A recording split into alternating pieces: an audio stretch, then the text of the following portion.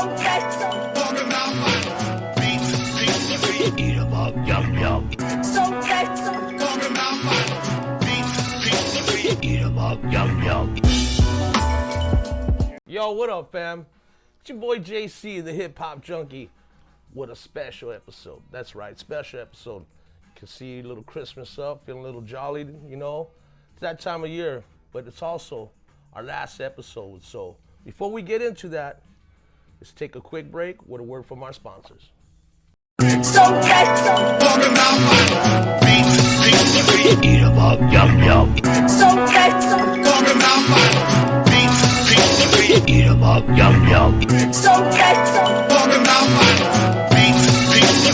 'em up, yum yum. Eat 'em up.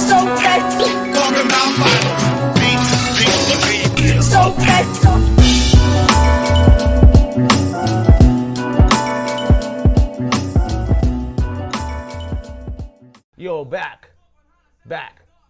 Man, it's crazy, man. Whole year went by, fam. Y'all fucking stuck with us, man. That shit's fucking dope as fuck, man. From the bottom of my heart, man. Man, check out my Santa Claus gear right here, shit. You know, JC, the hip hop Santa Claus, you know, hip hop junkie Santa Claus. But yeah, man, so got the Christmas set up and everything, so, you know, but yeah, this, you know, last episode. Like I said, this is a special episode. We're gonna go a little bit longer. Our guest today, good friend, known him from back. Man, he's been doing it, man, from back too.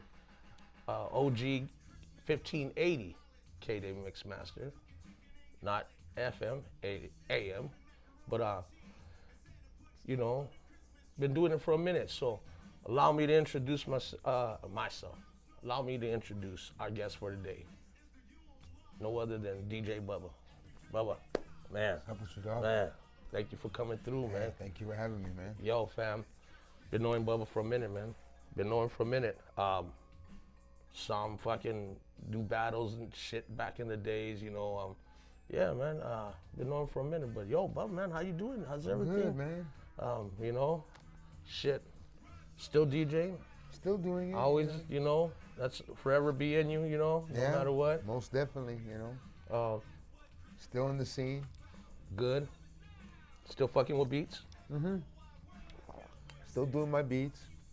Yo, fam. So brought Bubba in, not just because he was a DJ, but like I said, wanted to get into certain things, you know. Bubba recently just told me that he had cancer. And I wanted to bring awareness to that, you know, because I know a lot of us out there dealing with that, or have dealt with that, or loved ones or not. We had a guest in, Alonzo Williams, World Class Wrecking Crew. He had cancer, and he was able to overcome it, you know, and congratulations to him, and God bless him. But was a little different. And this one hits, this hits different, fam. This hits different. Bubba has had MS. So a lot of you that are out there that, you know, educated with MS and also too with cancer, when you have MS, you cannot, and you get cancer, you cannot get radiation, chemo. You can't get chemo. Sorry. And that was a situation what Bubba was going through. And unfortunately, you know, he's having to do things different. So, but, you know, I really thought that it was important to bring him out. Not only that, because he's a DJ, but it's a friend of mine, and known him from back. And just like every other DJ and producer out there, yeah, shut that fucking shit out, Bubba. Yeah. Just like just like every other DJ and producer out there, you know, that's what we're here for. To let everybody else see them, know them, get to know them, and know their talents. And man, so Bubba tells me, right, Bubba, that there's no option for him. There's pretty much, he's got to accept what the doctor said, and you know, like, fam, you know people, your loved ones, friends, whatever, man, reach out to them, talk to them, you know. Me, myself, I need to preach that. Other than preaching that, I gotta act on that myself, because I'm guilty of that myself. But shit like this, it hits home. And doctor basically said that Bubba has, what, a year and a half, 2 years? My cancer's complex. So it being complex and not being able to kill this cancer cells, Right. if it attacks, which they see through imaging that I do routinely, you know, they were gonna react on it. So, but if I didn't do nothing about it, which, you know, I understand a lot of people that have gone through this and get tired, you know, because it is a very tiring disease. And you want to give up, but yeah, it's not. You don't give up. You don't give up. You know, you. Fuck that, you Bub. keep You're a going. fighter. Yeah, You're you a keep fighter, going. Bub. You know? You're a fucking fighter. I've had 6 cancers in the past 8 years. And Like I said, yeah, it's fucked up, Yeah. fam. And you know, I know you being my boy. You know, I've had my daughter's boyfriend, my son-in-law.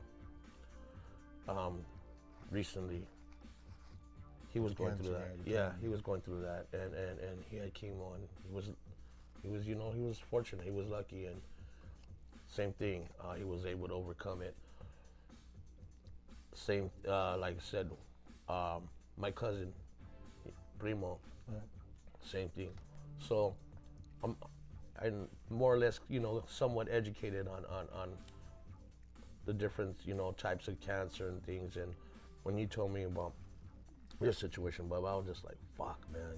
Like, that's when I was talking on the phone. I was like, yo, Bub, you can't do nothing. Like, this fucking, and you're like, yo, JC, no. You know, fucking, I mean, I don't know. I can't say because you're the one that's going through it, you know. And It's hard for me to swallow, but for you, you know, to be the one doing it, it's just, yeah, it's You know, I got good team. I got USC, you know, that do my operations. And then I've gone through City of Hope, you know, which is the USC and City of Hope, the greatest, you know. I mean, they are on point with everything. And, you know, it was interesting having my interview with the oncologist there at City of Hope, because my oncologist at USC, they're long-time friends. right. So when I had told him who my oncologist was at USC, he says, oh, wow, you know, he's like, I know him very, very well, you know. And he was the one who originally told me, he's like, when I first met him back in November of last year, he says, you know, you got MS, and yeah, I'm not gonna recommend doing chemo. But it was a trip, man, because I was rolling with chemo 6 months, 3 times a week. Doctor in Whittier, you know. So when you were going through with that chemo, and they didn't let you know that by you having MS? No, so what happened was when I had last year I had kidney cancer. I had my left kidney removed, and when I was in the recovery room, my doctor came in and saw me. He goes, "Hey, you know, I need you to do chemo," and I was like, "All right." He goes, "You could find yourself an oncologist, or if you want, one of the staff members here in my office will get one for you, you know." Right. I was like, "That's fine, you know." So I did my paperwork. I did my, you know, little punching on the computer, and I found one in Whittier, who was an oncologist. Made an appointment with them. Went and saw him. Like I said, 6 months, three times a week chemo. And I was like, okay, let's do it. You know. You know, I know all the side effects that it comes with, and it's horrifying, man. Just that people have to go through it, you know. And I was ready to accept it. Sucks the life out of you, right? It's bad, you know. So, the day I was supposed to do chemo, I'll never forget, it was on a Friday. Thursday afternoon, the day before, I get a call from USC telling me, hey, we want to set up an appointment with you with an oncologist here. Right. And I said, you know, I thought about it. I was like, you know, my team's already USC. I might as well stick with it, you know, Right. keep it in the fan. Right. So met up with them. It was the same morning that they actually was telling me it's in God's hands, bro, because the following day, I went to USC to meet up with the oncologist. It was the same day I was supposed to do chemo. So I go in there and I took a chance. I didn't have to So go. if he would have went into chemo, it would have really fucked you up then, right? Oh, man. So it kind of saved you from doing that. Like I said, Wow. it tripped me out because the day I was supposed to start chemo, not knowing it was going to do harm to me in the long run with Right. my MS, I went to see the new oncologist, USC. Then they're the ones that turn around and He told said, you. no chemo, no immune. Wow. Immune is like, you know, pills. And I can't do radiation because that's why they say it's complex, you know? Right, right. The average person that gets any type of cancer, they either have it surgically removed or they go through the chemo process, radiation or right, the right, therapy, and they're supposed to shrink the tumors, you know. But Wow. so that's the situation I'm in. But hey, you know what?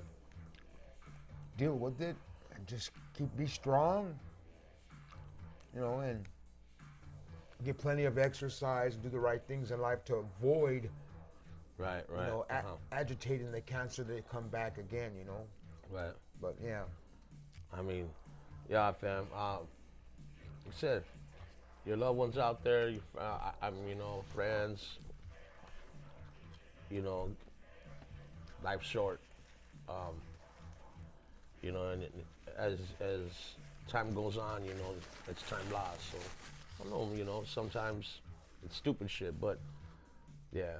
But as far as Bubba, I mean, like I said, I had to bring it out. I wanted to bring an awareness, but also too, you know, I mean, not just totally about his situation, but you know, him being a DJ also too, you know, because besides, you know, what's going on with you, you're still pushing.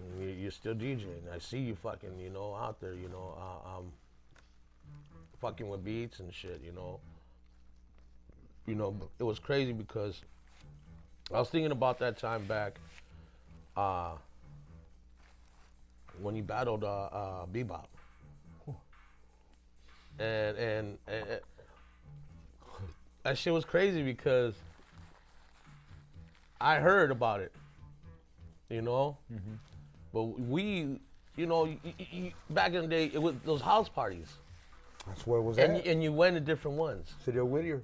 You know, Whittier, Pico, Montebello, like that. You know, all that area. Amani, you know, you were like, that was like the vibe. So those house parties where you had like disco and you had freestyle and shit, like, you know, and you had old hip hop type of shit, you know, electro funk and shit. And Breakdancing. yeah, so we you know, we're just kind of like rolling to different parties and shit, and we happened to roll up to the party. You were DJing, you're gonna battle a Bebop.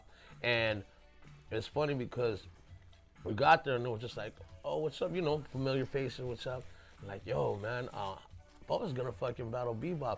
And yo, fam, check this out, like, well, back then, like, you were doing house party shit and, you know, you were like fucking jumping here and there. But Bebop was the household name. Like, everybody knew Bebop. You know, and it was crazy. And I ain't gonna lie, I'll be honest with you. Totally honest with you. I said, Bebop's gonna fucking tear Bubba shit up, man. Bubba, I'm not, wait, yo. Don't, you gotta. That's a confidence, homie. No, Bubba, I knew you. Bubba, I knew you. And I knew you fucked around, you on the tables and shit, but that night you made me a fucking believer, man. You made me a fucking believer because I thought Bebop was this skinny, tall kid, man, really long arms. Bobby. And he looked like his Had long hair, remember? Yeah, he had that long hair, and he would fucking. He had these long arms, so when he would, it looked crazy. His when, fingers were long. and and the way he would transform. So yo, man, and this cat would, he was the one back in the day, like having mixtapes, and people were buying them. Like Bubba DJ'd, but Bubba was doing his own fucking thing. So I'm rolling, we roll, and I was like, oh man, we must gonna fucking tell shit. Bubba, yo fam, man, made me, like I said, made me a fucking believer, man. So Bubba ends up fucking, man, murdered fucking Bebop. I bet With that record, remember? Fucking tacoed that shit, Yeah. man. He did the fucking Tony G shit, man. Fucking tacoed that shit. Not too many people did that Yeah. in the days, I'm telling Hey, you. fam, he tackled that shit, pulled the fucking vinyl and started cutting. And the whole thing too was, there was a bet that if Bubba won, he was taking liquor store. Toddy T. Toddy T. Do you want to go to the liquor store? Yo, Bubba. That night, Bubba made me believe it, man. And then that's when I started seeing. And yo, Bubba's on the table, man. Bubba's on the tables. Fucking kill that shit, man. Not very many DJs that I know that you could just throw on vinyl. Just give them vinyl. And be able to fucking spin that shit. Blends nice. Not offbeat. You know, like I said, I'm not saying there isn't, but I'm saying there's not very many DJs that I've came across that can do that, you know. We've had a few in here at Vinyl Beats and Eats, but yeah, yo, Bub, man, still nice on the fucking tables, man. Still nice on the tables. Still doing it. Shit. Fuck, man. I mean, 40 years. is there a time like that you could say that was my golden time, man. That was the shit. Like, Yeah. I would say when I realized that the cut I was always trying to learn, which took me a minute to do, once I realized I had that cut, I would say that was maybe middle 90s. But I was wild though in the 80s. right. You know, I was wild, just, you know.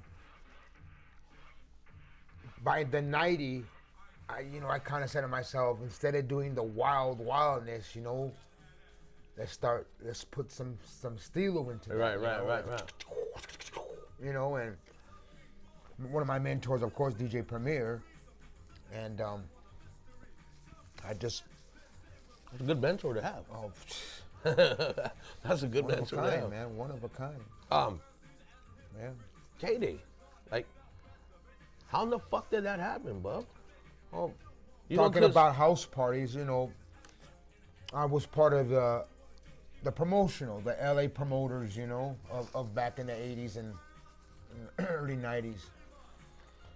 Teddy Boys, for instance, you know, San Gabriel. I mean, every party, every crew. city that had a party crew, they had promoters, they would throw parties. And there was a party that I used to always go to. It was at a club called the Casa Camino Real. It's in downtown. And I was close to Cesar De Niro from the Teddy Boys. That's where they used to have their joints at, man. Yeah. Yeah, that was a spot. Yeah, it was. And I remember one night I was there, and I mean, there was, you know, a grip of DJs, probably at least 50, 60 DJs. I mean, the flyer was like a page like this, and it opened up, you know. It wasn't those small little flyers. This thing was humongous because there was so many DJs, Right. events, or they had artists, you know, featuring artists and stuff. And so I noticed lights up in the second floor because there was 2 levels, you know. The bottom level was where we partied at. And there was some guy walking out, and I said, hey, where he goes, oh, they're DJing over there too. I was like, oh, let me go check it out. And I was like, oh, interesting. And I seen this one black guy on the mic, and he's just emceeing, and he's talking, you know, KDAY, you know, 1580, the high energy show from 1 to 3. And I'm seeing like all these DJs and promoters from the flyer parties, you know. Right. But they're right there on it too. What a trip. So I introduced myself to Greg Mack, and he's like, Greg Mack. yeah, Greg Mack was the man. He's he's the one that put the mix masters together, man. He is KD. Yeah. He is KD. Right. And told him who I was. I said Traffic I've been doing it, you know, something like 10, 15 years, and I want to get into it. And he's like, you know, we'll stop by the station one day. Well, first of all, let me hear you mix. So about 10 DJs went on, and then Greg Mack sees me in the little room. You know, the room was like about this size of this studio right here, you know. And they had a little setup on the side, and when I finally got on, Greg Mack was standing there, and you know, I see him bobbing his head to my scratching and my mixing, and as soon as I got off, he goes, "Stop by the station." Wow. And I was That like, was your moment. that was it. I was like, oh man, I met Tony, Julio, Joe Cooley, Greg Mack, Jammin' Gemini. Wow. Yeah. Wow, that's crazy. Ralph M. Just that was the thing. Mixing at the clubs. Well, they used to have on Saturday nights the Saturday Night Fresh. It was called. Right. San Vicente and Venice, where it splits. Right. World on Wheels. The skate, World man. on Wheels, man. That was a shit. Man, World on Wheels. You know, let me tell you, dog. That's all part of history right there, West Coast. I'll never forget how that booth was like your natural Saturday Night Fever.